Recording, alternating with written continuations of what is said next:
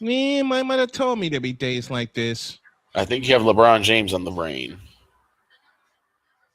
Shut up. I got sleep on the brain is what it is. Gotcha. Dear Detroit Pistons. You're frauds. Frauds! We'll explain a bit.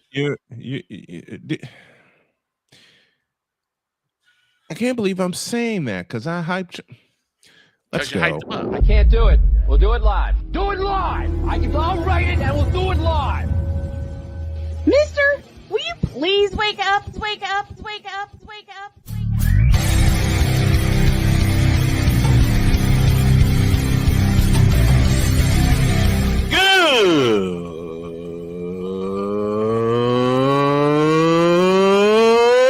Good morning. Snowman here to all you Brock Purdy and San Francisco 49er haters. Shut up! I gotta thank you, Shane. I mean, whatever happened to the games where breaking 100 points was, I don't know, unusual?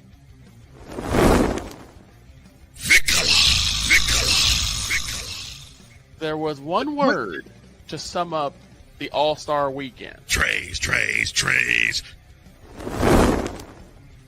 Cause we take this job so serious. Splash Brothers, yes. Ray Allen, replace him with Steve Kerr. Reggie Miller, yeah.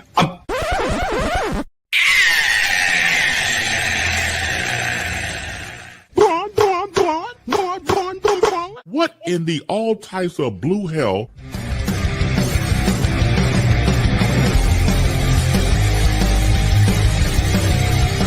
Oh yeah!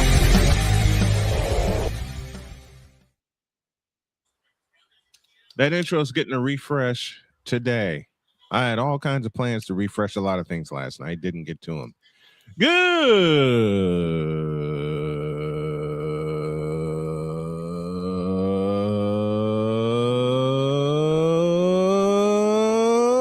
morning and welcome to the Taco Tuesday edition of Snowman in the Morning. Glad to have y'all with us. And I'd like to begin with the following statement. Thank you. I'd like to begin with the following statement. Detroit Pistons, y'all some bitches. What they do? Detroit earned the top seed in the Eastern Conference playoffs. Mm-hmm. And so far, in these Eastern Conference playoffs, they're getting pushed around, shoved around, and socked in the mouth. Not mouth, mouth. By the Orlando Magic. What? Yep. Orlando wins game 4 down in Florida, 94-88. Let me repeat that. The Detroit Pistons are pushed to the brink. They go home to Little Caesars Arena, down 3-1. The problem, as I mentioned a moment ago, the Pistons are the top seed in the Eastern Conference playoffs. Right. What in the blue hell happened? Is that? And the Magic are one win away from winning their first playoff series in, ready for this, 16 years. And they were led by Desmond Bane. So, dear Detroit Pistons, you've been pushed around, shoved around, stomped on, stepped over by Desmond Bane. Bain at 22. Franz Wagner had 19 in 3 quarters. And again, the final last night, 94-88. Uh-oh. What? Oh, I hear meows. Come here. Ugh. It's Winnie. Guess who? It is Winnie. Game 5 is Wednesday in Detroit. And for that reason and that reason alone, I might put the headset on for it. Oh. Jamal Mosley, coach of the Magic, said we put ourselves in position to try to get 4, but right now it means something. We have the advantage, and we now have to try to make sure we keep that advantage. Close quote.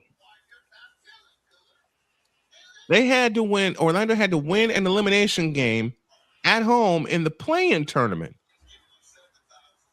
In the play-in tournament. Oh, boy. And now they're on the verge of eliminating the 60-win Detroit Pistons. Yep. Desmond Bain said, quote, "This is a team that won 60 games.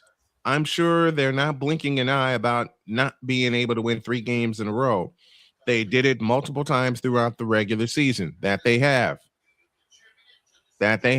Remember, these two teams played the first 7-game first-round series in 2003. Somebody fact-check me on that, please. And Orlando had the same situation. They were up 3-1, and the Pistons came back and socked them in the mouth, kicked them in the ass. Right. I believe it was 2003.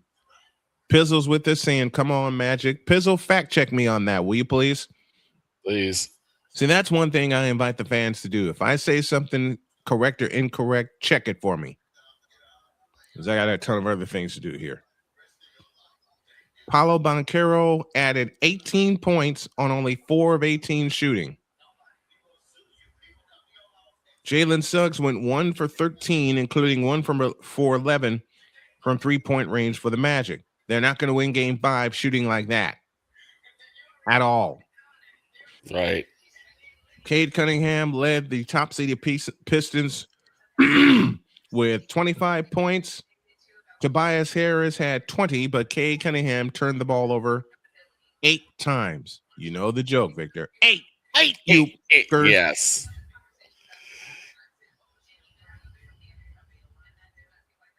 Yes, indeed. Tobias Harris said, quote, "We went into the series saying we needed to win a possession game. That came down to the rebounding battle and also taking care of the basketball. And in all of our losses, what we haven't been at our best at. Obviously, we need to limit them from going to the free throw line. They've been able to get us in closeout situations and break us down. Get to the lane." Close quote. Wagner left with 1:34 left in the third quarter due to right calf soreness. We'll keep our monitor on that. Okay.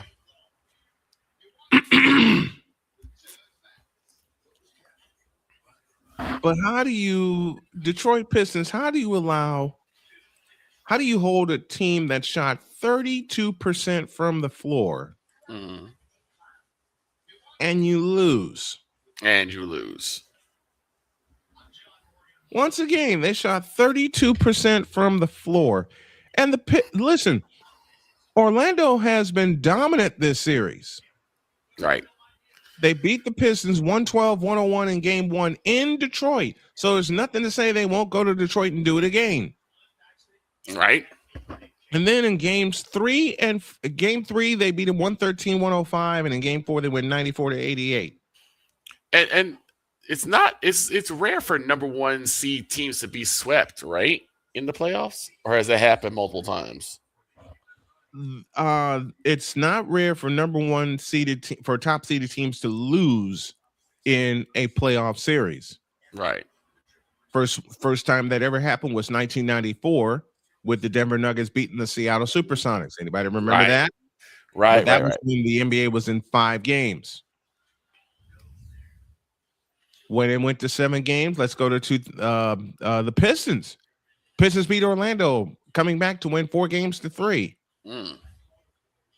4 years after that, the Golden State Warriors knocked off the top-seeded Dallas Mavericks in 6 games. Ah, The We Believe team. yep. So this series is nowhere near over.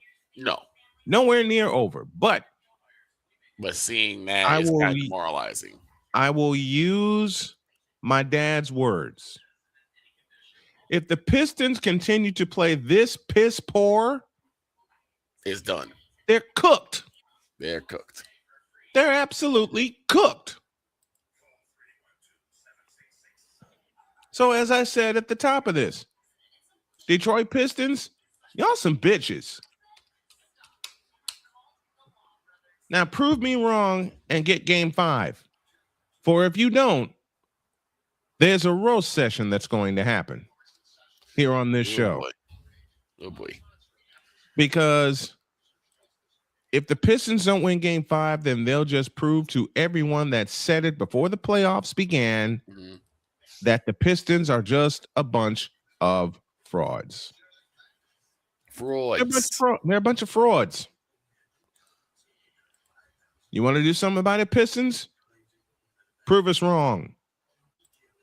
AB Media from Indianapolis, Indiana, joining us this morning. But as I said, you want to do something about it? Prove us wrong. That's all you have to do. But if you keep shooting this piss poor, that's for you, Pops. But if you keep shooting this piss poor, you're about as cooked as the Baltimore Ravens coming up this year. Oh. Why? You know the joke. Because yes, Lamar, it is you. I might make one of these for Cade Cunningham should they lose Wednesday night. As I said, prove me wrong. All right? You got 3 shots to come back and win this series. 3. Prove us wrong. But again, to use my dad's words, given how piss poor they were shooting, you are cooked, chipped, chopped, and fricasseed. You are shaken, you are baking, you are whipped, dipped, chipped, chopped, and fricasseed. Given the way you shot last night. Brick after brick after brick after brick after brick in key situations. We're going to be saying fry Pistons fry in a bit.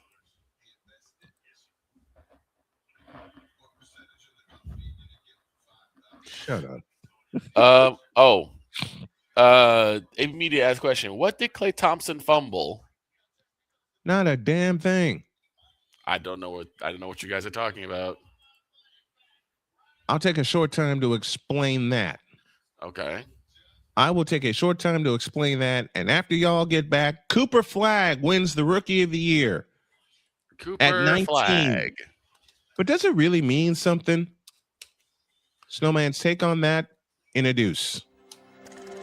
This is Snowman in the Morning.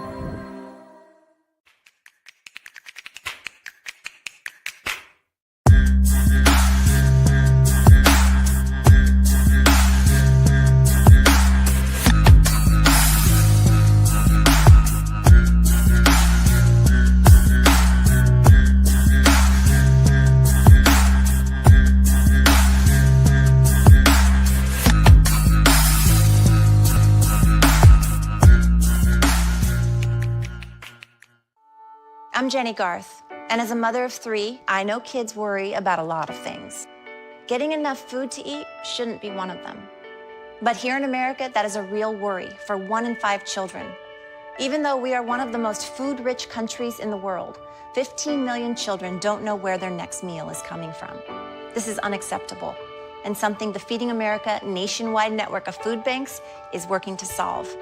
Instead of accepting that our country lets billions of pounds of surplus food go to waste every year, Feeding America has made it their mission to help families in need by rescuing this food. Through food pantries and meal programs, the nationwide network of food banks provides more than 3 billion meals, serving virtually every community in the United States, including yours. Join me in supporting Feeding America and your local food bank by visiting feedingamerica.org. Together, we can solve hunger. Together, we're feeding America. My mother was always very familiar with her neighborhood, but one day she stopped at the stop sign for much longer than usual. And she didn't know whether she should go forward or turn, and she wasn't even really sure where she was at. It was very unsettling for her. I felt so much better after my son told me, Mom, I don't want you to worry or be afraid. I'll be there for you, and we'll figure it out. 'Cause we take this job so serious. I don't have a suggestion as to anything but keep the bitch. Keep her. If she does not, Wow. What in the all types of blue hell? This is Snowman in the Morning.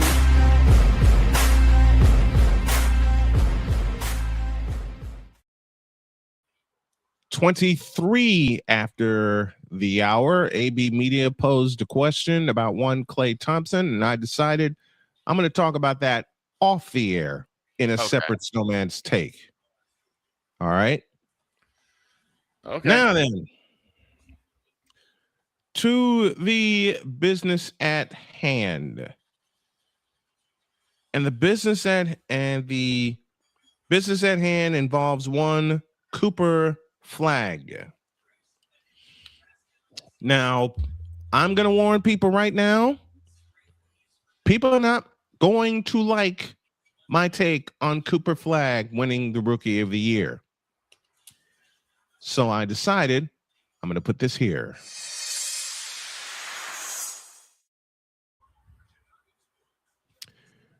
As mentioned at the top of the show, Cooper Flagg is the Rookie of the Year. Congratulations. Now, the only reason he was Rookie of the Year is because there was no one else that stood out. But Cooper Flagg, your play to me is lacking. What's it lacking, you may ask? I'm going to cuss and say the one cuss word that is actually allowed. Fundamentals. I hate to say this, Cooper Flagg, but you ain't got any. So what is he ISO missing? ball all the time. Playing with it. What happened to playing within the context of a team? Huh? Because if you play within the context of a team, even given the fact that y'all still have Kyrita Herbal Tea, the ultimate ISO Joe, good Lord help me, you'd have been a playoff team. Now, in Cooper Flagg's defense, they had nowhere else. This is for BGS. They had nowhere else to go. I get that. But for Cole Johnson, thank you to these one and dones for helping to ruin a once proud league. It was a close vote over his former Duke teammate, Con Knuppel. I know I butchered that. Forgive me. I know I butchered that. But I hate saying it this way. And a lot of people are going to hate me saying it this way. But I'm not impressed. Now, you have the rest of your career to prove me wrong. And I always put that, I always put that disclaimer there. You know, the last rookie to prove me wrong? Victor Wembanyama. But he actually works at it. And Shane posed a question in the chat. Yes, Wemby did win the Rookie of the Year. That was 2024. Wemby has gotten better. I want to see Cooper Flagg get better. Because right now, at least in my eyes, he ain't got it. But there comes this question. Is it a problem of Cooper Flagg, or is it a product of a horrid Dallas offense? How about option C? Both. The Mavericks had no other place to go this year. They're not going to have Mr. Glass. And you know who that is. No. And that They're not, phrase will be more like buyer's remorse every single year. they're not going to have Kyrie Herbal-T at his best. His best was left in Cleveland. He didn't even have his best in Boston, if that tells you something. After Yo Kang showed up and After Yo Kang showed up and took over and basically took the team away from Kyrie Irving, in which their owner, whose name escapes me right now, I think it's Dan Gilbert. Dan Gilbert, thank you. Yeah, Dan Gilbert once upon a time was committed to build around Kyrie Irving. Then LeBron James showed up. He specifically drafted Kyrie Irving because he thought that he could basically make him like the anti-LeBron. Yeah, then LeBron showed up and Gilbert bitched out. Right. So I blame both Cooper Flagg and the Dallas Mavericks for not being as impressive of a rookie as people think he is. I can't blame that on Cooper. You can do only what you can do in the context of the game. If the offense is really that bad, that is a ownership problem. Point. Very, very, very good point. This is why this is me and my get off my lawn take, okay? Right. But Victor is right. Victor is right. You can only do what the context of the offense allow you to do. And the context of the Dallas Mavericks offense, and I said this phrase earlier, is piss poor. Period. You got the rest of your career, Cooper Flagg, to prove me wrong. I mean that. I truly mean and hope that you do.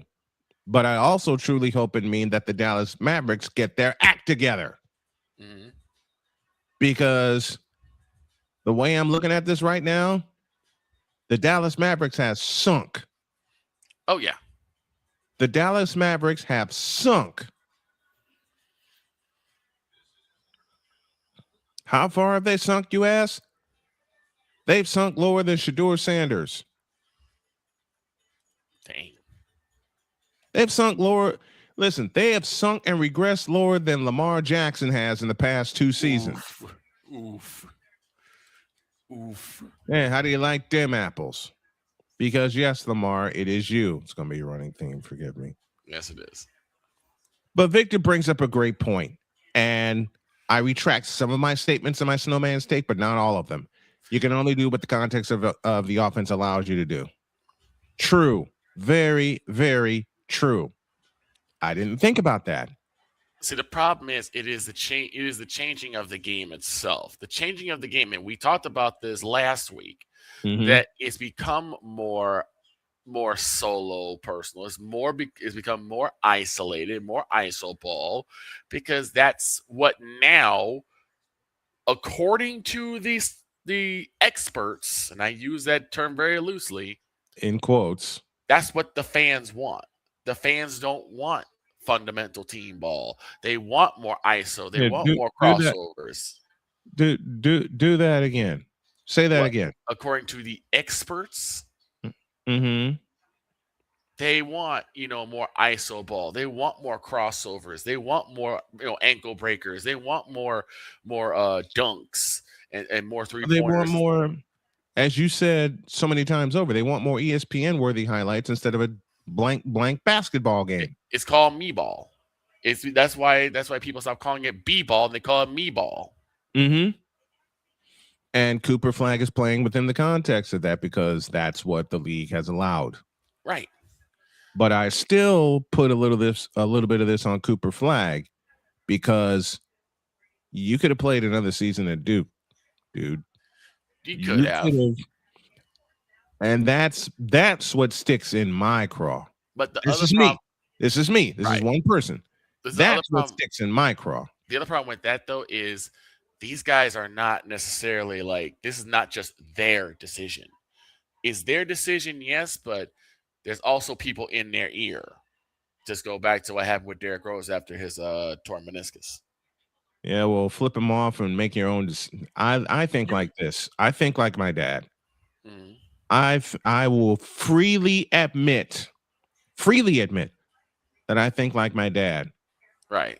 Too many people in your ear, flip them all off and make your own decisions. But again, that is just me.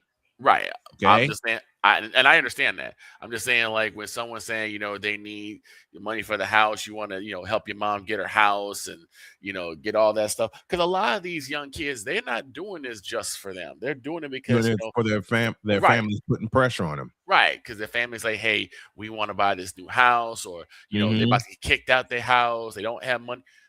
Those type of things, even though they're not supposed to per se, they do weigh on these young guys' minds. And because they are so young, just getting into college, maybe got a year, maybe 2 years, they're like, man, I got to do something to make this money now. Yep. And help out now. There's, you know what, Victor, you bring up a great thought. You bring up a great point. It's a point that I'll leave this here. It's a point that we'll discuss on Patreon. Okay. It's a point that we'll discuss on Patreon. So I'll leave this here because that's Snowman's take, and what's yours? Mr. Danny Fuller, how you doing? What's up, Mr. Fuller? I like how he said I like how he said good. I love that. With the footballs. Coming up after the break, the Vegas Golden Knights get even. Oh, the Pittsburgh Penguins force a game 6. Oh, what? Oh dear. The Vegas Golden Knights get even. What? I said the Vegas Golden Knights scored an overtime goal. What? I said it's now a best-of-3 series between the Vegas Golden Knights and the Utah Mammoth. What? And we're talking hockey. What? This could run all day. Yep. The Pittsburgh Penguins have won 2 straight games. Wow.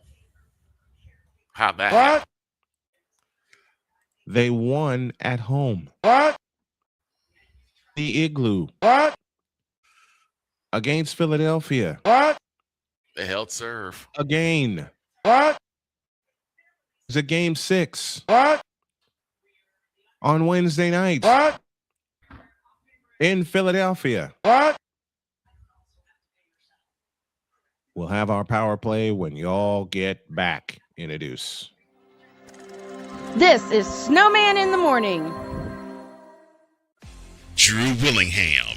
In this case, yeah, you put the blame on Kyle Shanahan for apparently not preparing the team enough for the overtime rules, supposedly. Cole Johnson. Peyton was considered the winner, and he was the darling of all darlings for Gerald. With a special appearance by Tyrone Alizé McDummy. Ain't nobody calling me. Text delete, delete, delete, delete, delete, delete. Join these 2 football enthusiasts as they give you Total Football Talk. Live every Monday at 4 p.m. Eastern, 3 p.m. Central on the Sertoba Media and the Comey Media YouTube channels.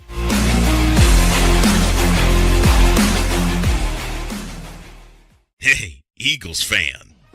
Join my man Cool McCain and a host of others as they break down every single game, every single week in an objective manner, and also from a fan's perspective as well. Remember, this cast feels just like you. Nobody likes you. And you don't care. Fly, Eagles, fly. Eagles Elite Podcast. Every Wednesday at 8:30 p.m. Eastern on YouTube and other podcast outlets.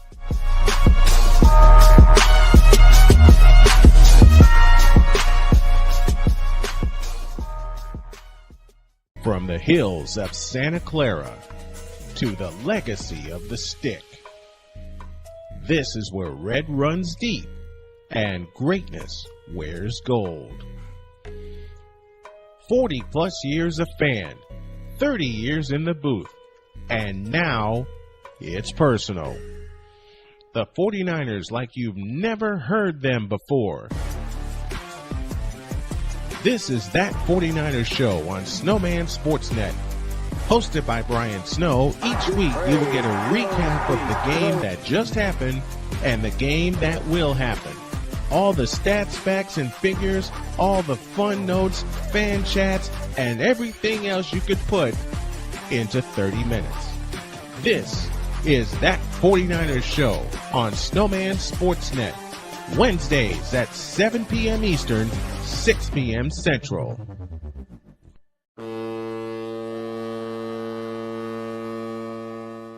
Because we take this job so serious.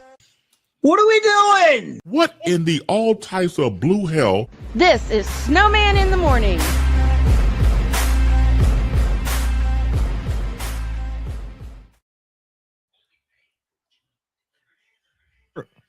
Hey! You got it. Been talking again. 38 after the hour, and is it here? Yeah, it's here. I know Droid's not here to talk hockey, but we are. This is Droid's Power Play.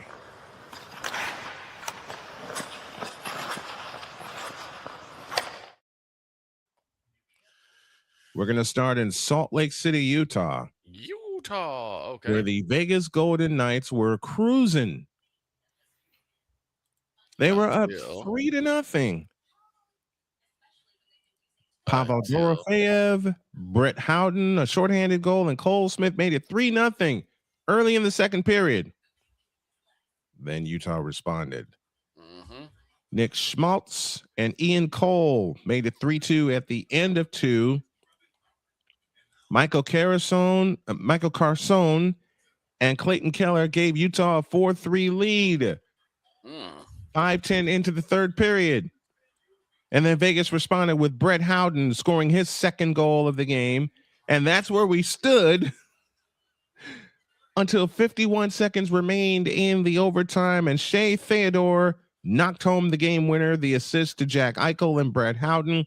And Vegas has evened the series at 2 games apiece. The dagger. The early part of the game, the Vegas Golden Knights were flying. And Danny had a great comment during the break. Vegas Golden Knights should be in the thick of things every year. And if NHL definitely didn't treat them as an expansion team coming in. Well, they should not have treated them as an expansion team coming in. Look at their expansion draft. Look at their expansion draft. And plus, Vegas made the Stanley Cup final in the rookie year, 2018. Where they got knocked around and beaten up by, of all teams, the Washington Capitals. The Caps. 5 years later, Vegas gets the job done. They win the Stanley Cup, and now they are a threat every single year. They were down 2-1, and Utah was out skating them. They were out hitting them, and they were plain old outplaying them. Vegas needed this game desperately heading back to Vegas. Because think of how the Golden Knights would be thinking if they were down 3-1 instead of even at 2 apiece. Right. So the fact that Vegas led 3-0, let the lead slip away, were able to tie it and then win it at 19:08 of overtime. And earlier in the overtime, a shot was made, and then a Utah player knocked it into his own net. Oh no, an own goal. Should have been the game winner, but because of an offside call and the referees got it right, Jack Eichel was across the blue line before the puck was. No goal. Oh man, that's kept playing. That would have been embarrassing if that's how that game ended. But this is a good series. This is a series where Jordan and I predicted it would go all 7 games.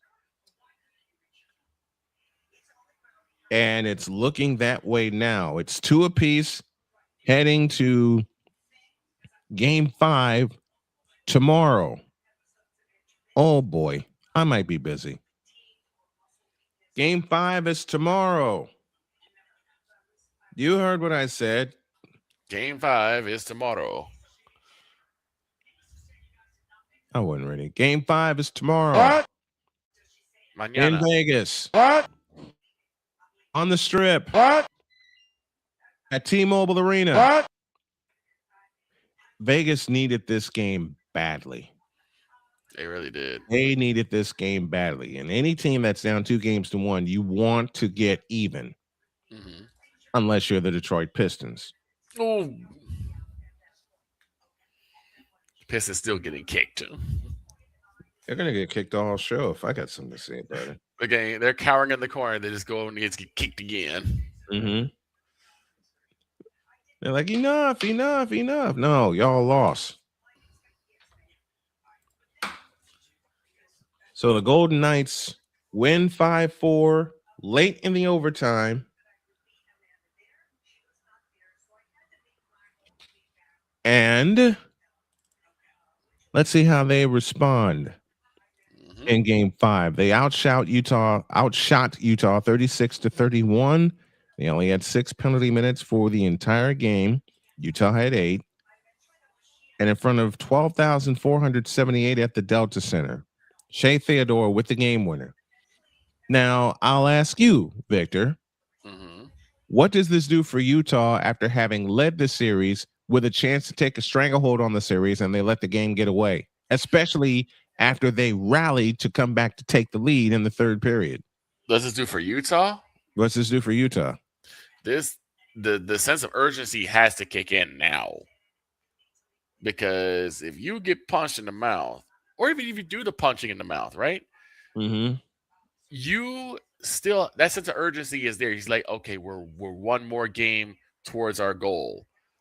So you have to tighten the screws on everything. Mm-hmm. You have to tighten the screws on everything. You know because who else the has Golden to tighten? Knights are a team that you cannot sneeze at this team. You cannot. They've already won a chip. I've been saying for a while time, the Dallas Stars always seem to be like they could get somewhere, and then they run to the Golden Knights, and that's the brick wall they hit. Mm-hmm. So now they get punched in the mouth. Well, we'll say right. They get punched in the mouth, they get kicked in the ass. And they're nearly knocked the hell out. Game 5 will determine the remainder of the series. Correct. Game 5 will determine the remainder of the series. Meanwhile, in Pittsburgh, the Flyers once again had a chance to eliminate the Pittsburgh Penguins. Oops. And the Pittsburgh Penguins said no.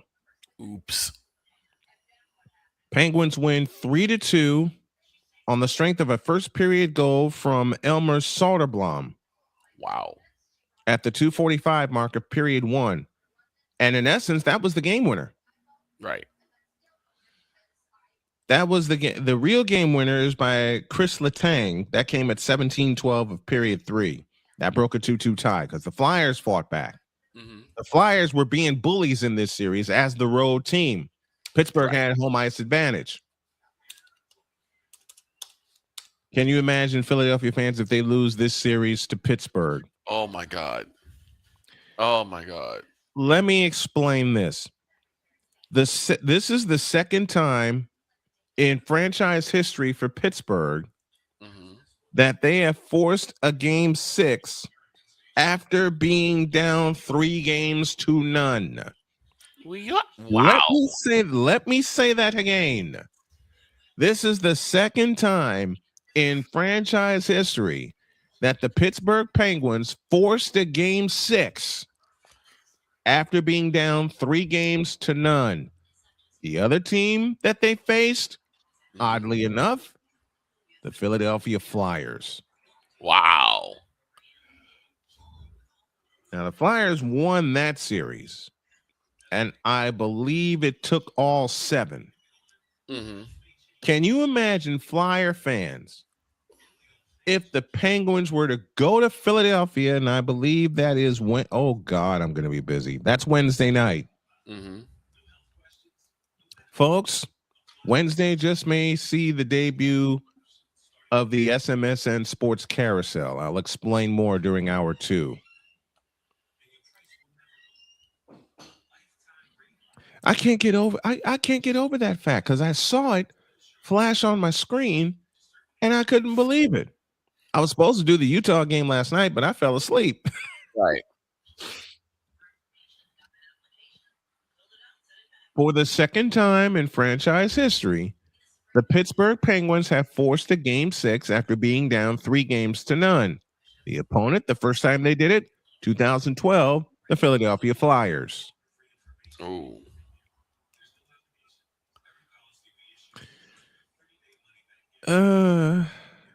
What if they do it again? What They probably are going to do it again. Pittsburgh Penguins force a Game 7. Philly better back it up, says Ryan McCoffey, and good morning to you, sir. Philly better back it up on Wednesday, or else they'll get reverse swept like they did to the Bruins. I had to read that in 2010. Mm-hmm. That just may be Snowman might be doing split games announcing on Wednesday. You doggone right. That's why I'm taking today off to get ready for it, because the carousel goes in motion on Wednesday for the first time. Right. Oh boy. Vegas, Pittsburgh, maybe some baseball mixed in, and maybe, oh no. And to lead off the night, the Pistons and the Magic. Pistons and the Magic. Oh boy. As Yosemite Sam said best when he was called to the office, oh no. Exactly. Shoots! Office! Oh no. Now, what does this do for Philadelphia? After being up 3-0 and being, in essence, dominant. Right. They were dominant, up 3-0. And they're about to blow it. They're about to fall apart at the finish line. They're about to blow it. As long as the carousel doesn't have Shanahan making the calls in overtime. Shut up, Danny. I mean, you're not wrong. Listen, you're not wrong. You're not wrong. Overtime rules, supposedly. Supposedly. Thank you very much, Drew Willingham. You're not wrong. McCarthy says, I knew Vegas, Utah was going to go at least 6. Utah had a chance to bury Vegas last night, but that's hockey. Well, we all knew that was going to go at least 6 games. Hell, Droid and I said that goes the distance. And I would not be surprised if it does go the distance. But Game 5 tomorrow is going to tell an entire story. So what's on the premier edition of the carousel? Magic and Pistons, Flyers, Penguins, a genuine ballpoint penguin, if anybody remembers the Woody Woodpecker cartoons, and Vegas, Utah. And there may be another game. Oh my gosh, there may be another game mixed in. You know what may kick off the carousel? Angels and White Sox. Oh. Yipe. My voice is going to get a beating. We said we were going to follow them. Now I'm starting to regret it because Lord have mercy. I'm not. Why?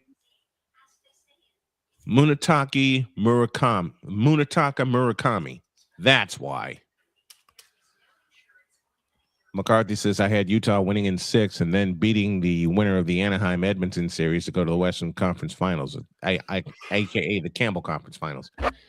I had Edmonton and Vegas, but Edmonton's down 3-1 to the Anaheim Ducks. Quack. Quack. Quack. Right. Ding, ding, ding, the blank ding. Right. Okay. Ay. This carousel is going to get a workout. Yes, it is. Lakers and your friend LBJ on Wednesday. I don't care. Give me this button. I hate doing this, especially to the folks at WQVZ. So I'm going to edit my comment. I don't give 2/5 of a half of a flying about that series. Hello, Pumpkin. No, And Pumpkin. a shout out to all the folks at WQVZ down in Alabama for picking up our show and having us on. I guess I said the wrong word because Pumpkin had to come up and check on me. I say Joel Quinn. That's why Joel. That's why Anaheim's up 3-1 on Edmonton. Joel Quenneville's their coach. Who else did he coach to become? People should remember the legend of Joel Quenneville. Who else did he train to become champions? The Chicago Blackhawks. Exactamundo. 3 cups in 6 seasons. Why? Because yes, Joel, it is you. It is you. Let me watch back. We have to have a flopper on Wednesday night. No, we don't. No, the bloody hell we don't. We got hockey, we got good basketball, and we got baseball. That's all. I don't want to hear, man. It's gonna be a Wednesday, so you're gonna hear it. I know, because I'm probably gonna be the first one to say the doggone thing. But you know what, Danny? I know it ain't Wednesday, but this is for you. This moment of bronze sexual stupidity is brought to you by Hooked on Bronix. When you start talking like an idiotic bronze sexual, Hooked on Bronix can set you right. Call 1-800-YOKAY. Real LJPM. Now approve all this. I think Mr. Fuller's taking trolling duties over for Damian For Hernandez. Caleb Hernandez, right? Caleb Hernandez. Since Caleb ain't here yet. By the way, as far as that game goes on Wednesday, I ain't got no time for this bullshit. I know it's not Wednesday, Pizzle. I know it's not. But for Danny, I had to. I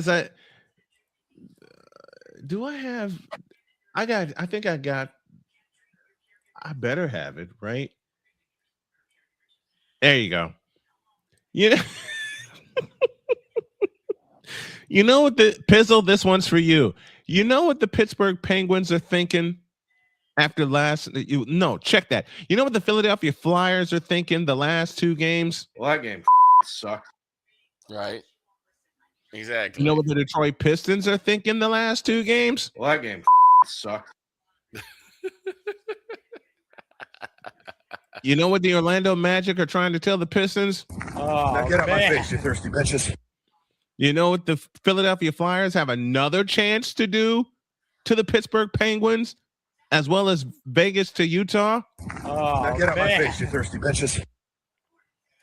Exactamundo. Oh, jeez. That's the power play.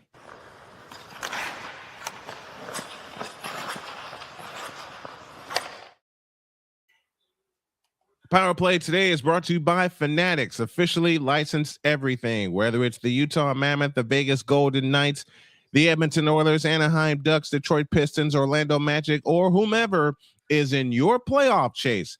You can represent them with the power of Fanatics. Go to fanatics.com, use the code Snowman for 20% off of your order. Fanatics, officially licensed everything. We've reached halftime. And I have a special guest coming who wants to rant on the Boston Red Sox. Oh. And it ain't Shane, unfortunately. But I think I know who it might be. My good friend David St. Dennis is scheduled to come on to kick off hour 2. And Jay Spivey will join us at the bottom of hour 2. You know what I'm missing right now? I am cute. Yes. Cuteness withdrawal is real. The cuteness withdrawal is very, very real. And while I'm thinking about it, Now get out of my face, you thirsty chiz. and I gotta let a kitty out. So let's take a break because Pumpkin's yelling at me. And when we come back, we'll have the second hour of Snowman in the Morning in a deuce. This is Snowman in the Morning. Drew Willingham. In this case, yeah, you put the blame on Kyle Shanahan for apparently not preparing the team enough for the overtime rules, supposedly. Cole Johnson. Peyton was considered the winner, and he was the darling of all darlings for Gerald. With a special appearance by Tyrone Alizé McDummy. Ain't nobody calling me. Text delete, delete, delete, delete, delete, delete. Join these two football enthusiasts as they give you total football talk. Live every Monday at 4 p.m. Eastern, 3 p.m. Central on the Sertoba Media and the Comey Media YouTube channels.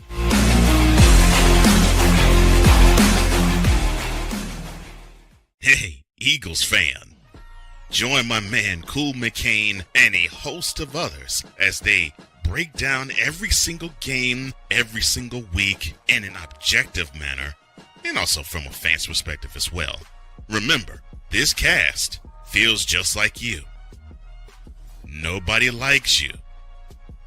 And you don't care. Fly, Eagles, fly. Eagles Elite Podcast. Every Wednesday at 8:30 p.m. Eastern on YouTube and other podcast outlets.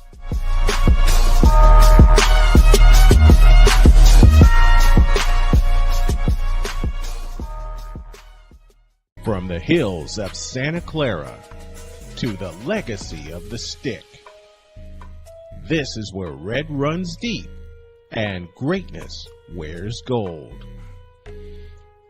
40 plus years of fan, 30 years in the booth, and now it's personal. The 49ers like you've never heard them before. This is That 49ers Show on Snowman Sportsnet. Hosted by Brian Snow, each week you will get a recap of the game that just happened and the game that will happen. All the stats, facts, and figures, all the fun notes, fan chats, and everything else you could put into 30 minutes. This is That 49ers Show on Snowman Sportsnet. Wednesdays at 7 p.m. Eastern, 6 p.m. Central.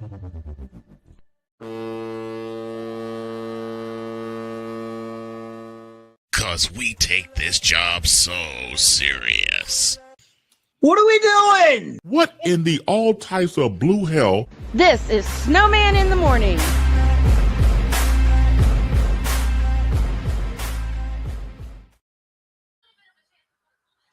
We still got to dip inside the Fanatics feedback zone. We got a Red Sox rant and a whole lot more for hour 2 after this. This is Snowman in the Morning.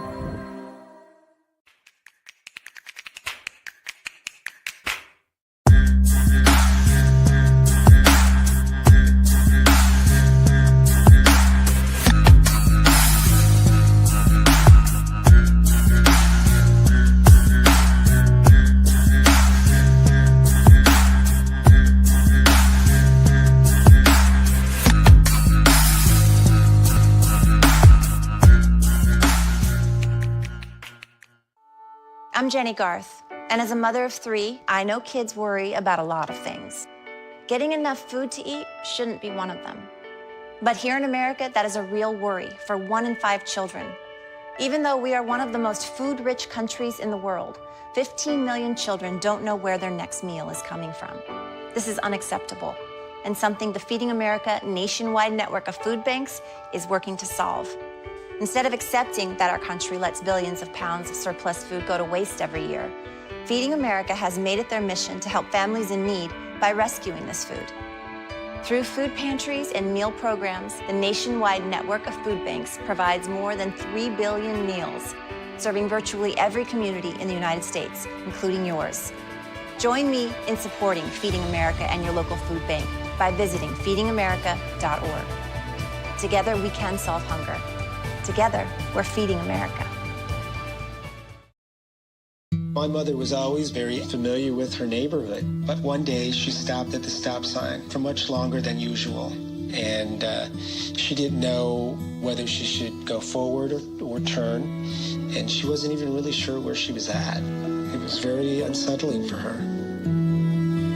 I felt so much better after my son told me, Mom, I don't want you to worry or be afraid. I'll be there for you and we'll figure it out. 'Cause we take this job so serious. I don't have a suggestion as to anything but keep the bitch. Keep her. If she does not, Wow. What in the all types of blue hell? This is Snowman in the Morning.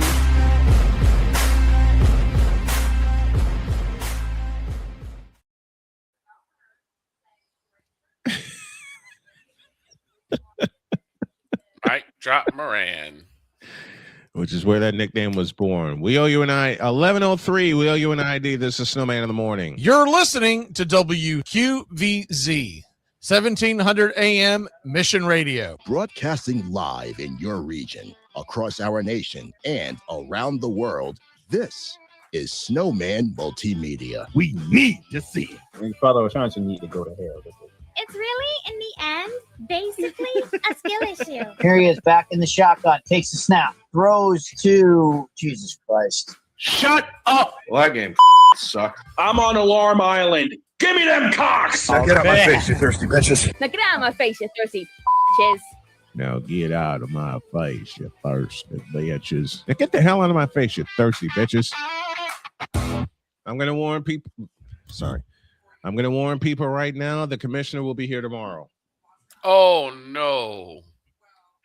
Yes, the commissioner and Father O. Cochran will return tomorrow.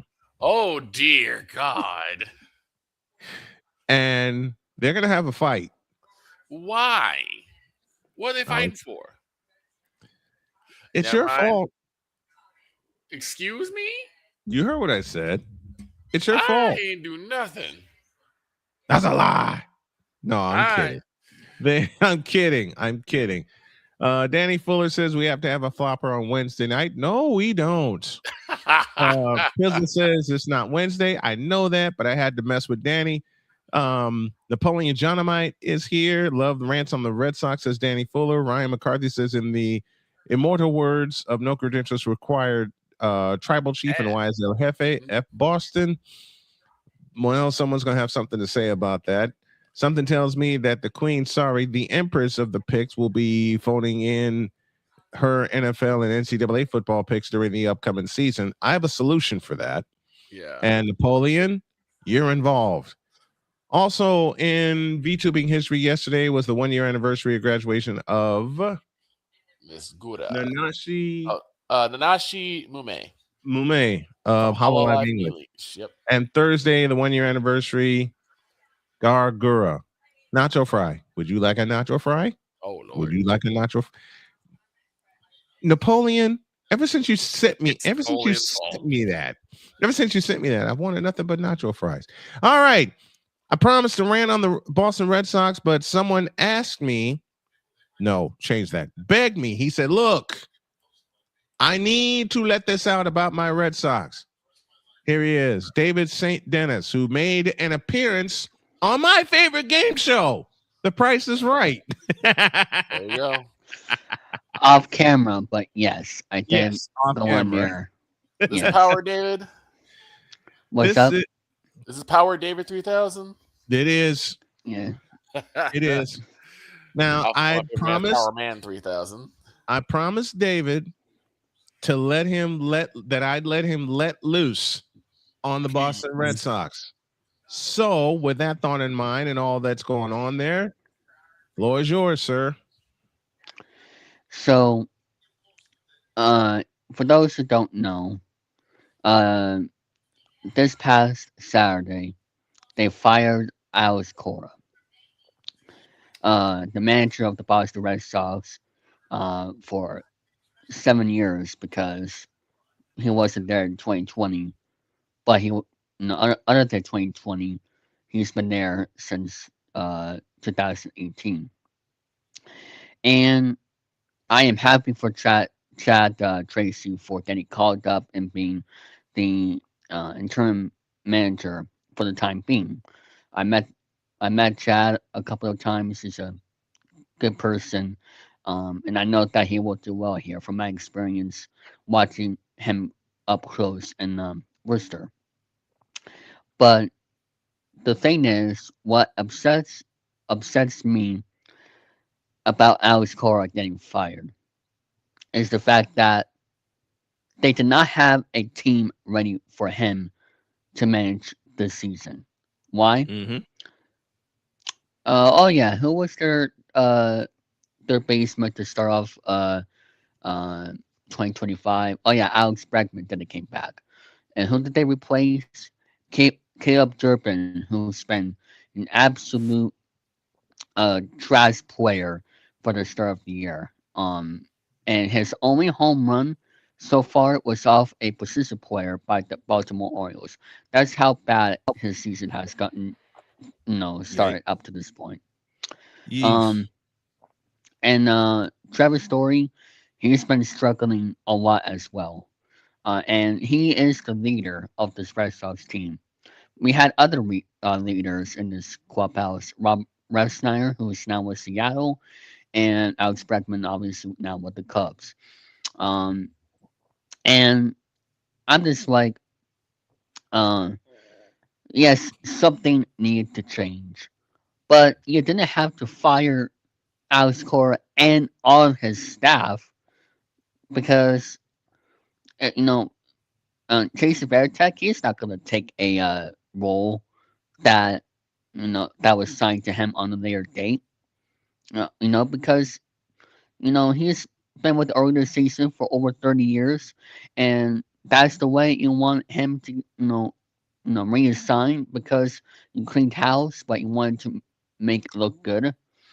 You see, Craig Breslow, he has been mediocre in regards to building this roster over the years, but he was supposed to go all in. But I'm not gonna blame him for this. You know who I'm gonna blame? Who's that? Sean Henry. Sean Henry. This is the guy who says, "Oh yeah, he cares about the Red Sox still." When was the last time we see him at a press conference? Oh yeah, back in 2020 before COVID hit. But very good point. The only time I actually saw him was back in 2023's Red Sox winter weekend, where he got booed by the crowd. That was the last public appearance facing the fans or any type of media since then. Sam Kennedy says, "Oh, he still cares about the Red Sox." Yet where is he? Only in his box offices because he's scared to face the crowd when they say scout the team. Yeah, I know for certain Sean Henry heard the scout the team chants because he said, "Oh, scout the team." We got caught him saying that in his office over there, and he's the guy who is making limits regarding to how much Craig Breslow can spend, and that is how it affects Alex Cora's managing. And because of that, we have bad defense, we have bad offense, because despite the past few games, this is the one of the most boring Red Sox teams I ever seen, up to this point, because we have no stars. We have no stars that we can buy a jersey of. The only thing I could think of is Roman Anthony, they are begging him to become the next David Ortiz At age 21, are you kidding me? Becoming the next David Ortiz? I haven't seen a player become close to David Ortiz since he retired. He's the one and only David Ortiz. The only other one I could think of that was close to David Ortiz was Manny Ramirez, but that's because it was the opposite like David Ortiz. So for for them saying, "Oh, we still care about the Red Sox," no, they have all these other sports that they keep an eye on, like Liverpool, and Sean Henry doesn't face the media. I am begging him to be back facing the camera, facing the fans, facing the media. The only reason why he doesn't do that is because he doesn't want to get in trouble for speaking on certain things. But we want him to speak. He's the owner of the Red Sox. At least with the Mets, Steve Court, at least he, is trying to win. Sean Henry, he's not trying to win. He's trying to be like the Tampa Bay Rays, of just being cheap. So I want to hear you guys' thoughts about what I had to say there. I got none because you're absolutely right. The White Sox went through this a couple of years ago, but at the same time, the White Sox are trying to win, especially with the folks that they have now. And I also said, and it's factually true, that the White Sox are the fourth youngest team in the league. Boston, I don't know what the hell's going on with them because they were in the playoffs last year and they led one game to none of the wild card, and then they get socked in the mouth. And since then, it's been a free fall. They're supposed to be neck and neck with the New York Yankees. Oh, yeah, that was the team that basically ended Alex Cora's career because I believe they didn't just wait until Saturday morning to get to Baltimore. I believe after they got swept by the Yankees, the most boring games in the rivalry of the Red Sox Yankees history. I think once they saw them getting swept, they had to make a change. And I think Craig Breslow, which was his decision, by the way, I think he decided to start thinking about that decision once they got swept by the New York Yankees. Speaking of managers getting fired, the Phillies. Yeah. Napoleon Johnny Mike breaks this.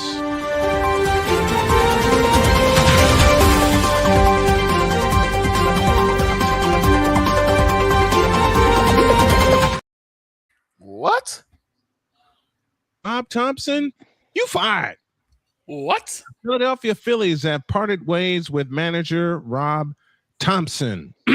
So as I said, Rob Thompson, you fired. That's random. He's getting replaced by Don Mattingly. Don Mattingly. Yep, Don Mattingly will serve as interim manager. Is that a random firing for you guys? No, I saw this coming. No, Rob Thompson needed to go last year. Matter of fact, I'll say it. Rob Thompson needed to go 2 years ago for running that Philadelphia team into the ground. Even though they were division champions, they did make the playoffs. What they do in the playoffs? Nothing. I think they should have fired him after they lost to the Marlins, wasn't it? The Marlins. Mm-hmm. I think they should have fired him right after the Marlins series. I mean, they had a legit chance of, making it to the next round, but the Marlins, or was it?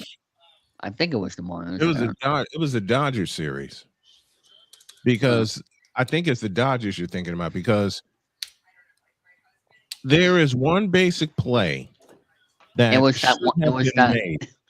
was that one series that Mad Dog made a bet if the Phillies lost that series. That series. I forgot.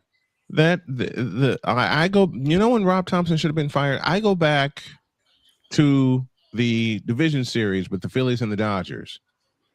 Mm-hmm. They're in the 11th inning, tied at 1, bases loaded, but you had 2 outs. Mm-hmm. And the ball was tapped back to the pitcher. All you had to do was throw to first base. It was the Diamondbacks in 2023. That's what I was thinking of. Okay, Diamondbacks. 2020. The National League Championship Series. Yes, they should have fired him. They got bullied in that. They got bullied in that series. Yeah, it was last year.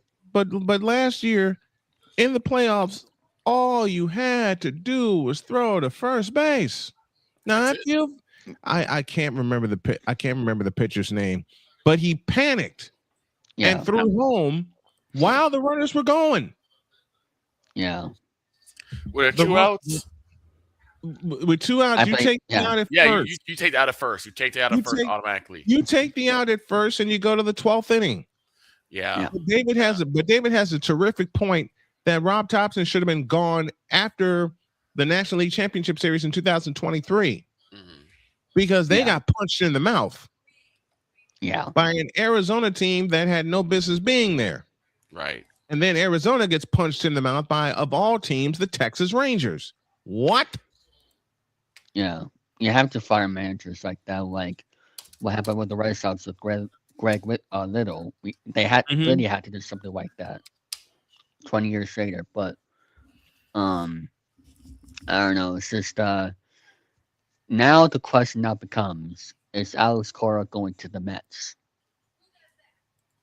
You know what? I would not be surprised. They have to do something now because after that sweep by Colorado, they had to do something that off day. To shake it up. They have to. It's a disaster in Queens. And I think it's going to be even more of a disaster until they make wholesale changes. Not just the field manager position, but everywhere else. They have to make some changes.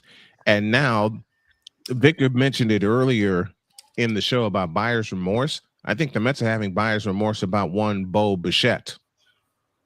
Oh yeah, he was crying the other day. Dietz was still saying, "Oh Jesus Christ!" Yeah, and Dietz is the biggest Mets fan we know. Right. So you know he's going through it. Yeah. You know he's going through it. Yeah. But they have to. The Mets need the Mets.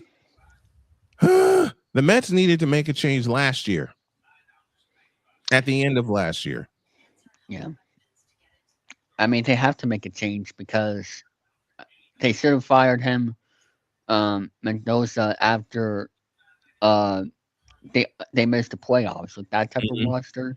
And not only that, but I mean, there was a political divide in that clubhouse that year. It was just Friday, June 13th, and when let's just say they did not show the American flag for the national anthem. Ever since then, it's been downhill. It's been down ever since the Mets, for some reason, on Friday, June 13th, they did not show the American flag, and they have bad luck ever since then. And I believe there is a huge political divide in that clubhouse ever since then. Not just the Lindor and Soto situation. I think not to get political here, of course, but I think Frank the Tank was saying certain two players got traded because they were MAGA. That's how bad the political divide was. Jeez. Yeah. And I thought this will be just about baseball. Not yet. No, I'm kidding. He's back. Right? Yes. I mean, I wanted to get that off my chest too regarding the Mets because they now, since I heard the Phillies let go of their manager, the Mets have to do something now. They have a political divide in that clubhouse, and they have a divide between Juan Soto and Lindor. They can't stay on the field with each other. They just can't. Soto comes back. You can tell. And Soto comes back, and then before you know it, Lindor lands on the injury list. And I didn't think that was a bad of an injury that he had. So I just think they need a new voice in that clubhouse, and I think that'll be fixed. Yeah, and I bet you it'll be Alex Cora. because it seems like they're pining for Alex Cora right now. He does I may be totally wrong, but it just seems like they're pining for Alex Cora right now. He does like Nador and Soto, so I will not be surprised because he could get any job now if he wants to. Yeah, I wouldn't be surprised. I wouldn't be surprised either. We're up against the break, and David St. Denis is with us. I'll find a way to work you in each Tuesday to talk baseball with us. How about it? I was thinking Wednesday, if that's fine. Wednesday? Okay. Yeah, we can do that. We can Yeah. do that. We'll work out the details off the air. Thanks for joining, my man. Appreciate you. You're welcome. Alex Cora to the Mets. How much of a bigger mess is that going to be? But we'll have to see what happens. Before we do go to a break, a bit of sad news. Our friend Stacy Jones, who's in charge of AB&J Travel Agency, a sponsor of the show, she lost her mother this morning. So, Stacy, my little sis, we're praying for you, and we're here with you as you grieve. And I can tell you, 2 times over, losing a parent is the toughest thing in the world. Yes, it is. To deal with. In fact, those of you who know my story, 2 of the toughest things: losing a parent and losing a child. So, Stacy, we're here for you, and we're here with you. We'll take a break. We'll continue to make Stacy laugh. We'll continue to make the family of Chris Bass laugh as we honor them. And I have a question of the day. Speaking of laughter, I have a question of the day, and it concerns game shows. Okay. This is Snowman in the Morning. Join Ryan McCarthy. I became a Jets fan because Kurt the Frog was my favorite Muppet because he was green, and the Jets wore green. That's how I became a Jets fan. And Dustin Henry. ESPN is cashing all in on let's pay a few personalities and we'll just kind of fill in the gaps. As they walk you through all of the world of sports from their perspective. The Albany Empire, it's a literal circus. No credentials required. Where, Ryan, say the tag. Where you don't need a press pass to talk sports. Every Monday at 8 p.m. Eastern, 7 p.m. Central. On YouTube and where you can find all podcasts. Oh, yes. The tradition, the pageantry, the spectacle, the history, the slut. Wait. I gotta rep my brother's stuff right. All my DMV soldiers, stand up! And welcome to the Commander's Gridiron Report. You want your commanders to be repped right? Well, D. Willie is your man. Commander's Gridiron Report. Every Tuesday at 11:05 a.m. Eastern, 10:05 a.m. Central. On the Sotoba Media YouTube channel. Music by J. Cool. Where my soldiers, right side, commanders. Where my soldiers, left side. Join the transporter to Hades. Your butt and gut becomes one. Join the reformer of hooker whores. This is my daughter, Placenta Booty Johnson. Join the bronze car. Whenever you are in distress, take off your baseball cap and throw it in the air. Join your very own superhero of broadcasting, Chris Bass. So whatever color crayon they get, they palm it and do 2 circles, and that translates to I can beat up black people. As she takes you through the week's paces in Baseline. Live every Saturday at 8 a.m. Eastern, 7 a.m. Central, Pacific Time Zone people, just stay asleep when this is on live and just catch the recording. Oh, I'm sorry. Exclusively on the Chris Bass YouTube channel.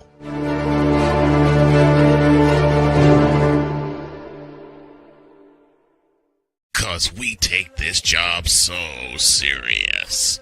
I'm on Alarm Island. Give me them cocks! Okay. What in the all types of blue hell? This is Snowman in the Morning.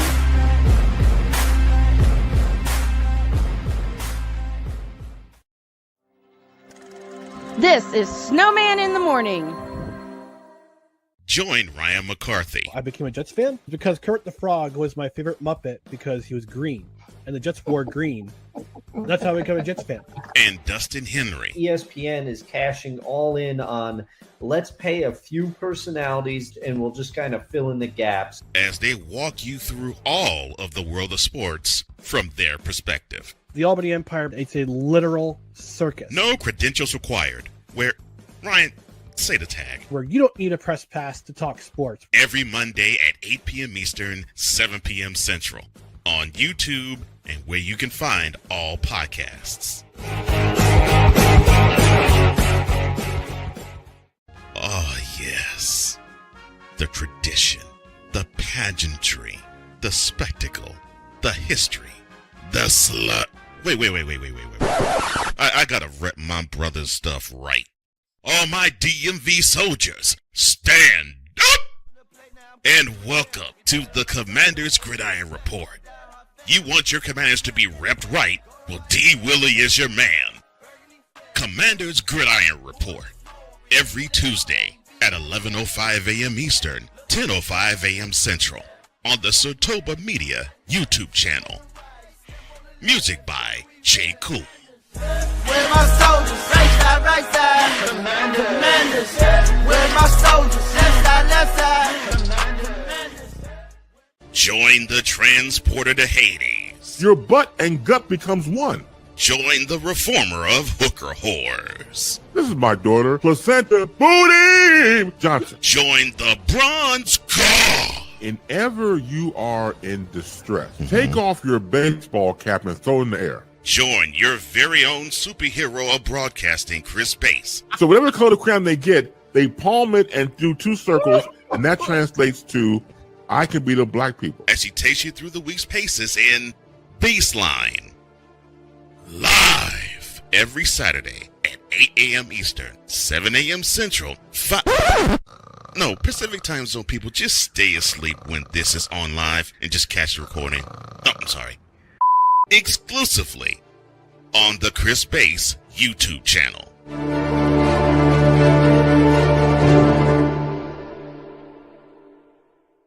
Cause we take this job so serious. I'm on Alarm Island. Give me them cocks! Okay. What in the all types of blue hell? This is Snowman in the Morning.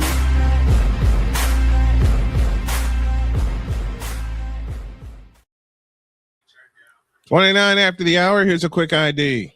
You're listening to WQVZ, 1700 AM Mission Radio. For me and the Lord, we got an understanding. We're on a mission from God. I'm having so much trouble back here. I apologize, folks. You all right? Like I said, I had to run the garbage out to the road. I literally sprinted back here to the house, so I needed a few extra minutes to catch my breath. Here's an ID. Broadcasting live in your region, across our nation, and around the world, this is Snowman Multimedia. I'm on Alarm Island. It's really, in the end, basically a skill issue. Who told this lie? We need to see. No, it's really, in the end, basically I put her in twice. Yes, she did. Give me them cocks! Now get out of my face, you thirsty bitches. Ay. Poor dog. He'll never live that down. No, he won't. There's a few moments I won't live down on this show. I know that. I already have one. And that is? You already know it is. I'm not bringing it up again. Do it again. No. Just remind me, will you please? Thursday during the draft. Oh, actually before the draft. My blooper of all bloopers. No, not yours. Mine. Oh, your one of mine. Left-handed kicker is one of them. My wife won't let me live. Yes, your wife called you out on it. And as well she should. She said left-handed kicker, and you're like, oh. You know what? I might have to dig that one up and put it in the ID. Gotcha. I just might have to dig that one up. What's another one of mine? Y'all hear it? Y'all hear it in the show opening? Oh, Splash Brothers. Yes. Ray Allen plays with Steve Kerr. Reggie Miller. Bleep. Yeah. Oh. Oh goodness. Yeah, exactly. That right there. Oh, because you knew you weren't supposed to do that. I got on a roll, man. But the thing is, like when we're talking about something like that impassionate, it happens. It just happens. You get on a roll, man. Yes, you do. I was. We were. I think that time we were talking about what would be the ultimate 3-point shooting contest. It started with about the 3-point contest between Sabrina and Steph. Sabrina and Steph, yes. And they were like, who would be like the greatest like 3-point contest? We took like some of the WNBA players. I got on a roll too, man. All right. Speaking of on a roll, here's Jay Spivey.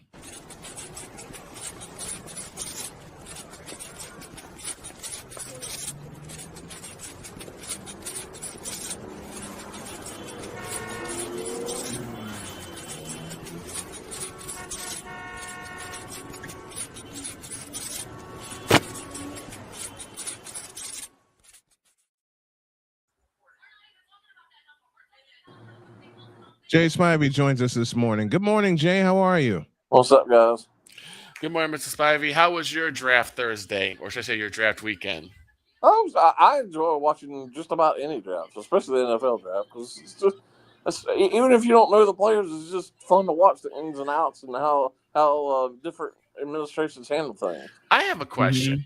Doesn't it seem like it takes a little bit away not having the reaction of those young men when they get the call from the team saying we're going to draft you? Because it seems to me like it kind of takes away from it. I know they have them all there in that area, but I just loved it when they would call the people. They're at home with their people, and they get the call when they're going to be drafted, and you get that well of emotion from those guys. Do you feel that kind of takes away from it? Well, I see your point, but I mean, with technology now, that's almost going to be impossible to do. It's just because everyone wants that instant gratification now. Gotcha. Mm-hmm. And then I know I totally understand why he did it because of his mother, but it was. I wish Mendoza had been there rather than been in Florida. Yeah. Right. Yeah. And I mean, again, I totally understand why he wasn't there. Mm-hmm. Right. Is it better for the players, in your opinion, Jay, to be there at the draft or be at home with their family? I think if you're a surefire first rounder, I think you should be there.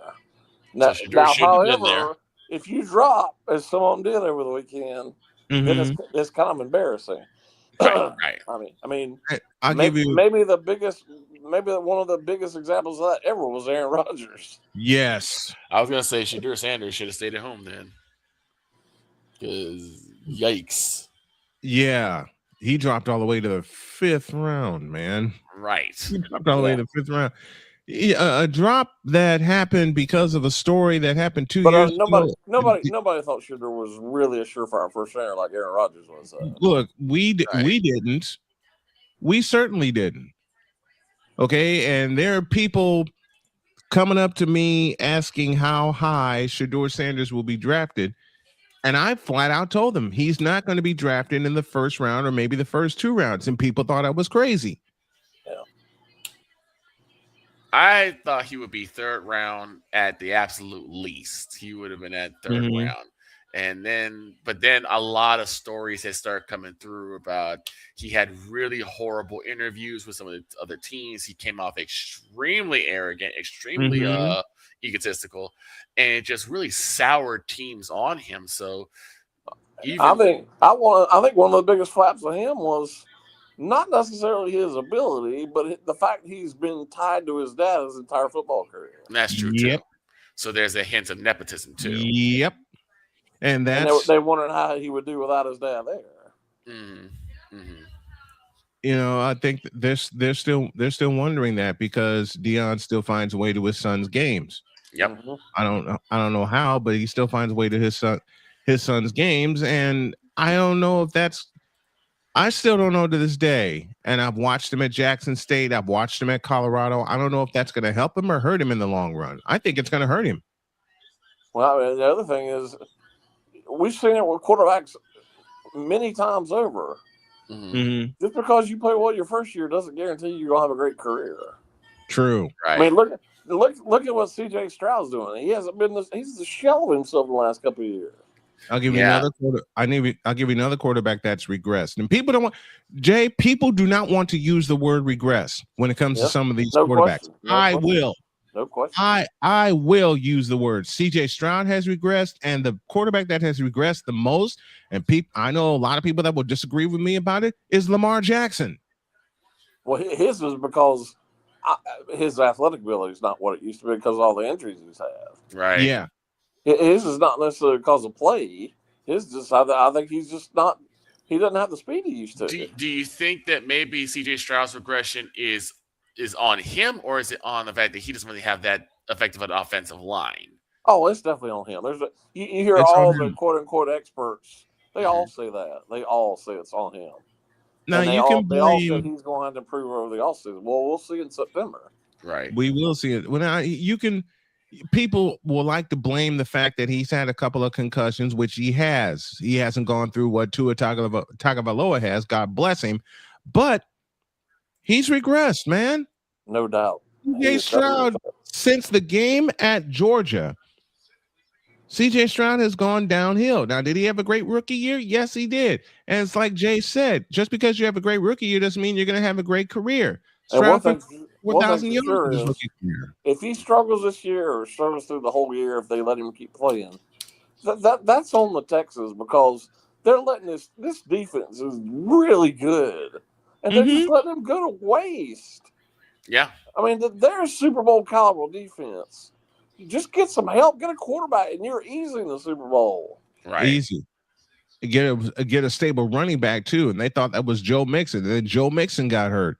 And there's a receiver on the Texans. I'm blanking on it. I think it was Tank Dell, who's been injured and lost the season. And Tank Dell, the last 2 seasons, has been injured and lost for the season. The last 2 years. So you don't have your speed burn. You don't have your deep threat. Nico Collins suffered a major injury, so he couldn't throw to him. You know what the Texans need desperately? A reliable tight end. Well, you saw over the weekend there was a run on them during the draft. Yeah, they were. And I've been saying that for years on this show. Get a tight end. Because that is such a. I think the Bears got one. That's such a big thing in this era of football. Yeah, I think the Bears got one in the later rounds of the draft too. They did. In fact, I think they got 2 of them. I don't care what level of football you're at. If you don't have a tight end, as a coach, I don't understand what you're doing. So the question is, do you think they're going to show Cole Kmet the door? If they I don't. No, they need him. They need Cole Kmet because for a while they only had 1 tight end and he was it. Right. And we're talking about a franchise in the Bears that carried every year that I watched them that carried at least 2 tight ends, sometimes 3. Desmond Clark and Greg Olsen. Or even before them, James Thornton and Emory Moorhead. Yeah. James Thornton and Emory Moorhead, even before Greg Olsen and Desmond Clark and company. If you don't have a reliable tight end, your offense is going to suffer. Because your tight end could be that third down possession receiver.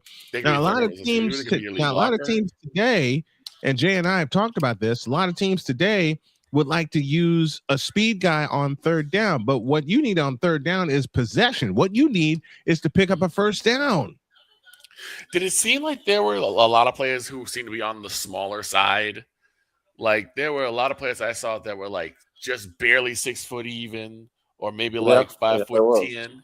It was. And I'm like, that guy's getting paid. Like, granted, those guys got a lot of speed, but I'm like, that guy's probably going to get shelled in the secondary, you know, especially for wide receivers where you got to have that height. I think now with so many what you call smaller receivers as are in the league, it seems to be a little bit of a trend. Like just use it, put them in the slot, and let them go. Fair enough. That's fair. But teams won't be smart enough to put him in the slot. I mean, look what the Rams are doing. Right. Right. The Rams are getting it back together. I mean, although I still don't understand why they drafted Ty Simpson. I just don't.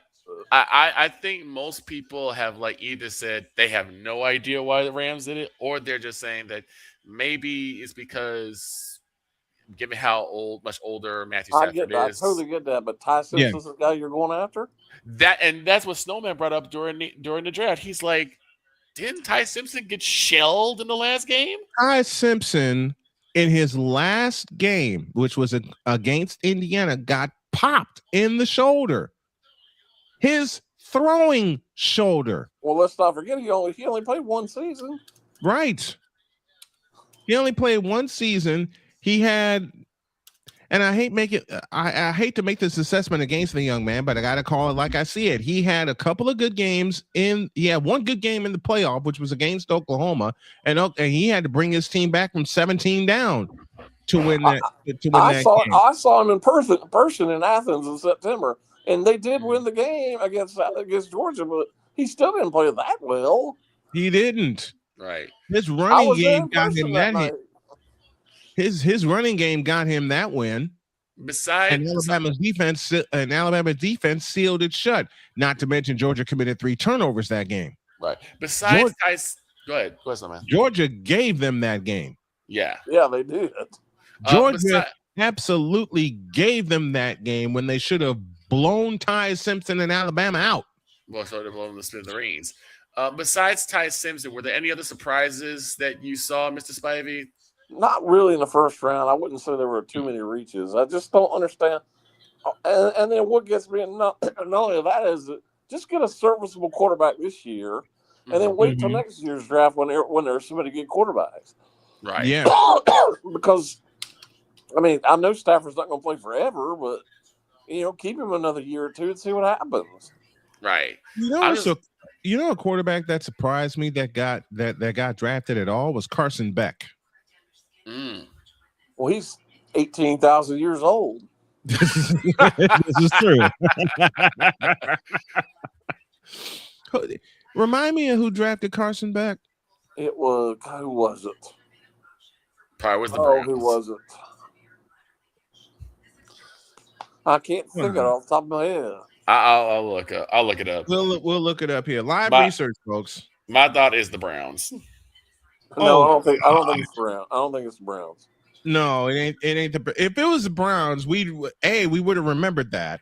I think it's Arizona Cardinals. Arizona Cardinals. That's right. Arizona. That's right. Right. Arizona. I think the quarterback that surprised me the most that went down as much as he did was Nussmeier. Yeah. There were a lot of guys picked above him that everybody was sort of surprised. Everybody was saying Nussmeier was first round worthy. Yeah, beginning of the season, everybody was like, "Yeah, he's first round." He didn't get drafted until the 5th round. There was a big deal last year that everybody was like, "Why is he not leaving early?" And he decided to stay at LSU. Mm-hmm. Right. Well, that was another trend in this year's draft. Forget quarterbacks, just everybody.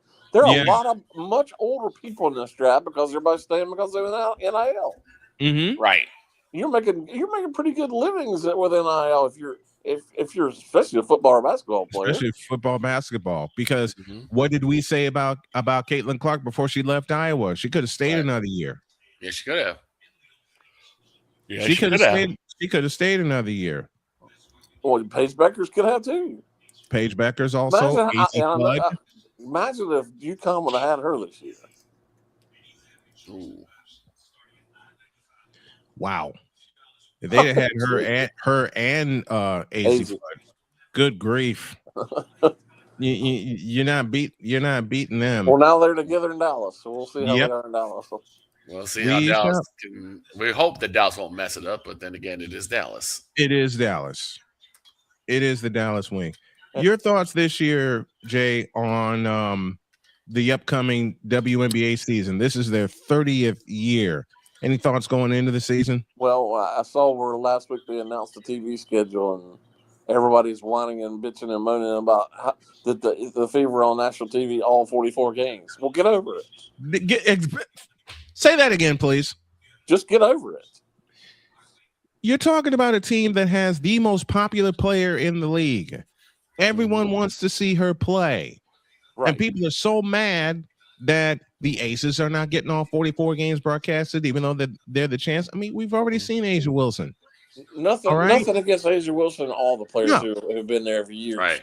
They're all really good players. Mm-hmm. But do you honestly believe, just sit down and think about this, do you think they would have gotten all they've just gotten this collective bargaining agreement and all the TV deal they had without Caitlin Clark?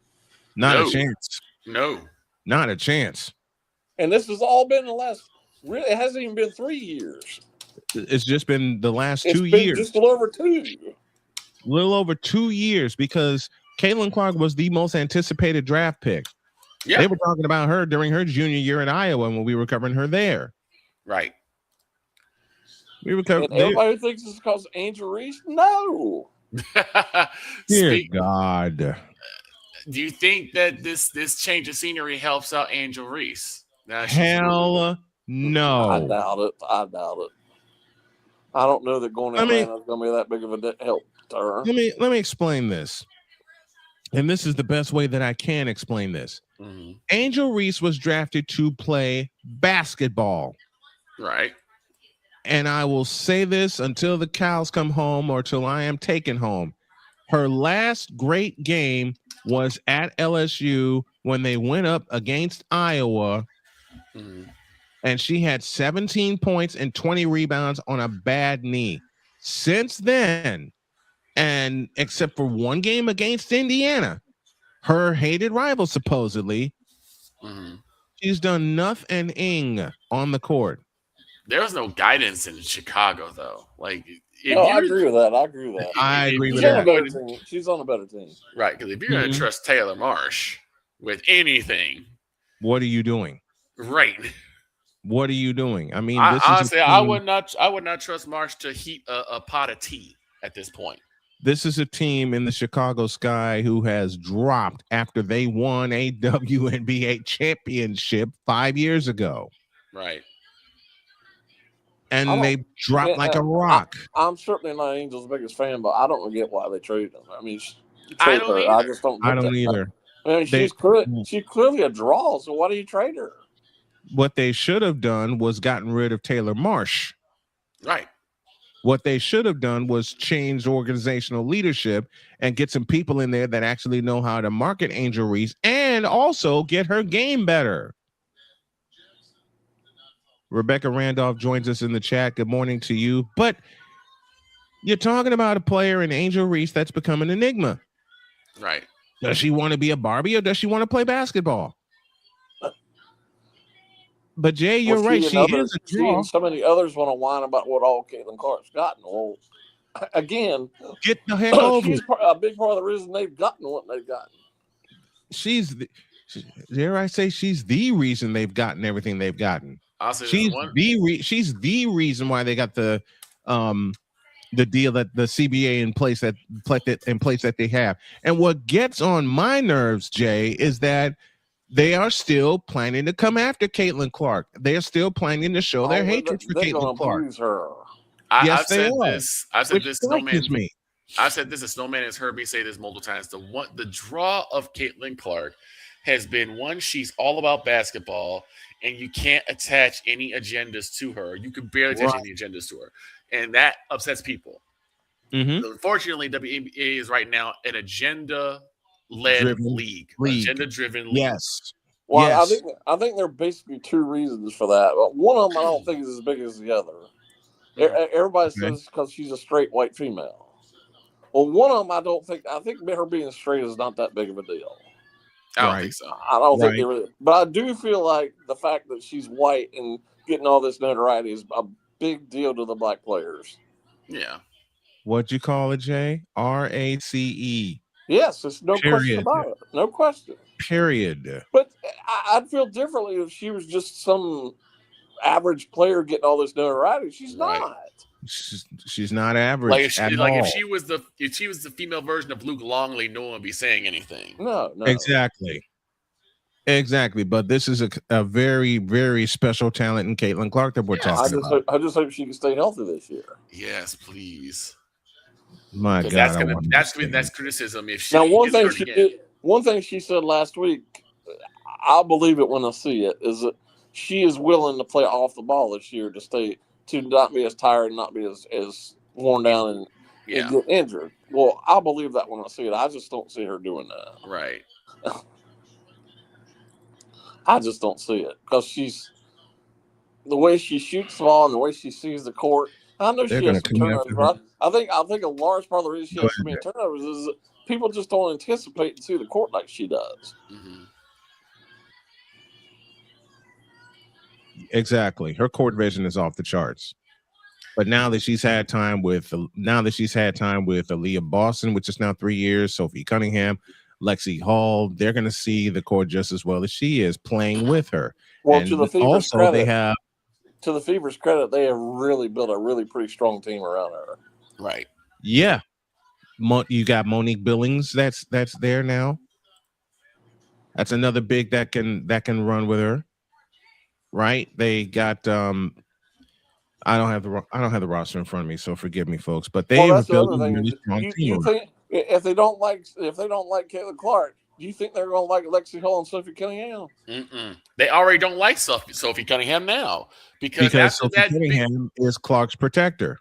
Right, because after that one big fight that happened where Sophie got in the middle of it, good for her, and she was right for doing that too. By the way. Yeah. Yes, indeed. They start putting the crosshairs on Sophie too. Mm-hmm. And they're going to continue to put the crosshairs on Sophie. And you know the other reason, and I've talked to a lot of people lately that somewhat follow the WNBA, and they express the same kind of hatred for Caitlin Clark and the Indiana Fever. A lot of people have told me that the Indiana Fever should have been eliminated in the first round of the playoffs when they came back and beat the Atlanta Dream on Atlanta's home floor without Caitlin Clark. Right. You know, and to go even further, yes, it's bad to see how she's treated within the league. Mm-hmm. But the league itself treats her like that crap. And how they market her is just unbelievable to me. And that falls. She's like an afterthought sometimes in how they market the league. I don't get it. That falls at the feet of one Kathy Engelbert. Engelbert. When they premiered, and Jay, I saw the commercial you're talking. I saw the 30th anniversary commercial you're talking about now. They got Cheryl Swoops, Clark's biggest hater, to bring them into the 30th year. Really? Yeah. So they're going to spark that war. And it is a war. Caitlin Clark just not participating in it because all she wants to do is play basketball. I mean, they were going to do Cheryl Swoops because of the name. She's one of the four mothers. I have no problem with Cheryl Swoops being in it. I have no problem with that. Right. I think that it's again for me. It's always been like a lack of like marketing of the other players, and that's why some people get upset about Caitlin gets all this media attention. She gets all the spotlight. I'm like, yeah, you got to blame that on the marketing team who don't market the other players. Well, the league is certainly not marketing her like they should. Right. No, they shouldn't. They don't market and the other one who's at fault for this, no question, is USA Basketball. Yes. Yeah. Because they didn't allow Caitlin Clark on the team. Not only should she have been on the Olympic team 2 years ago, as I've told many brothers, I got so much flack for saying that. I wouldn't care if she was the 12th player and barely played. She should have been on that team. She should have been there. Because I agree. You think people aren't going to watch those games when she was playing? If you saw USA Basketball in San Juan this past March, you know how many people were tuning into that? I was tuning into those games. I was also. Wouldn't have cared less. I was also, but Caitlin Clark was on the team, so you paid attention and you saw she's back. Most of the games they played, she didn't even start, which just amazed me. Right, floored me. It floored me. and again, the WNBA gets a month-long break this year because of the FIBA tournament. Right. They get a month-long break this year because of the FIBA tournament. Now, my question is she going to be on the team to play in the FIBA tournament? She better be, because she's in the pool right now. She's obviously in the pool because she played in San Juan, but she better be on that team. I think so too, and I think she can race through that the same way she raced through the qualifying tournament in San Juan. And the FIBA did a good thing this past Saturday when they played New York in New York. They kind of limited Caitlin Clark's minutes. Yeah, they didn't need. She doesn't need. They did not need her, nor the remainder of the starters. The starters got a little feel for it. She didn't need to play 40 minutes Saturday. No, she didn't. And she's not going to play 40 minutes this Thursday against Dallas. She's not going to play extended minutes in any of the preseason games, and they got 2 remaining. Right, and I believe they start their regular season a week from Saturday. Isn't that correct? Yes, week from Saturday. And folks, we're going to have all of it. We're going to open with a WNBA Friday doubleheader, and then, of course, our coverage of the Fever kicks off on the 9th when they welcome Paige Beckers, AZ Fudd, and the Dallas Wings to Indianapolis, Indiana. It's going to be a fun season. Jay Spivey joining us here on the program. We talk to sports that no one else dares to talk about, including women's basketball. Jay, thank you very much, my friend. And baseball. Yeah, by the way, I don't know if you guys saw it. There was another firing in baseball today. Yeah, Robbie Thompson. Rob Thompson of the Phillies. So the Mets are on the clock. What are the Mets waiting on? The Mets are on the clock. Who else is on the clock? Well, I think it's starting to look like that decision that Buster Posey made was a bad decision with the Giants. So I don't understand that one. Yeah, I think the Giants are on the clock also. I think it's going to wind up being a race to see who gets Alex Cora first. Mm-hmm. Oh, yeah, he's not going to be unemployed for long. Of course, he's making about $14 million to walk away, so I don't think he really cares. No, he doesn't. No. He doesn't. He doesn't. All right, we got to get out of here. Jay, thank you very much for joining us. I appreciate you, and we'll see you next week. All right, guys. Thank you, Jay.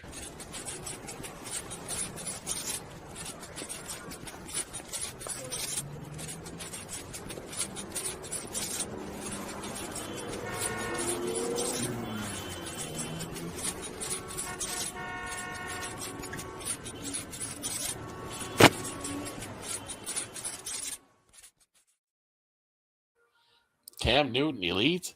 Bitch, are you for real?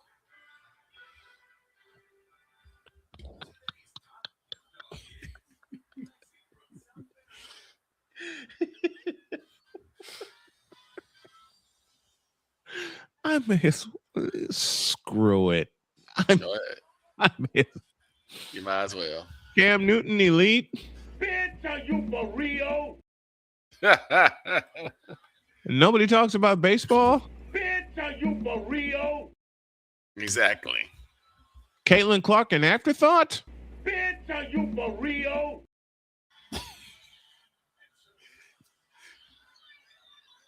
The Pittsburgh Steelers contending this year? Bitch, are you for real? Oh, no. The Cleveland Browns contending this year. No. The Cleveland Browns contending at all? Bitch, are you for real?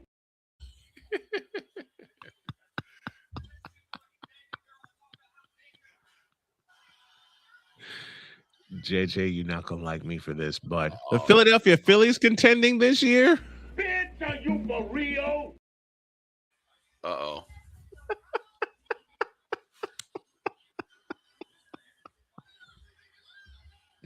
Okay, this one's for Pizzle. Then we really got to get out of here. Yes, we do. Magic losing a 3-1 lead. Bitch, are you for real? You get Playmaker over here, too. Oh, Playmaker will come and cuss me out. Yes, he will. It ain't heartbeat. Have a great day. God bless. Remember to make your next move your best move. And always remember, if your dreams don't scare you, you know the rule. They're simply not big enough. Dream big, do bigger. We hope y'all are too. More power plays, more basketball talk, more sports talk. The best in the world tomorrow. So long, everybody.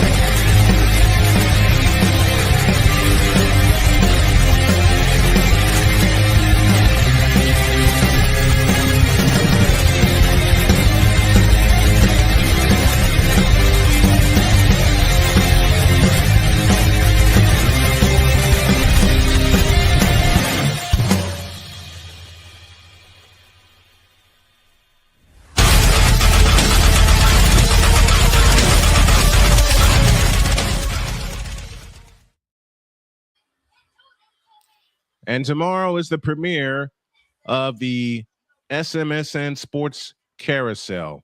My voice is going to take a beating. See y'all tomorrow. See you tomorrow.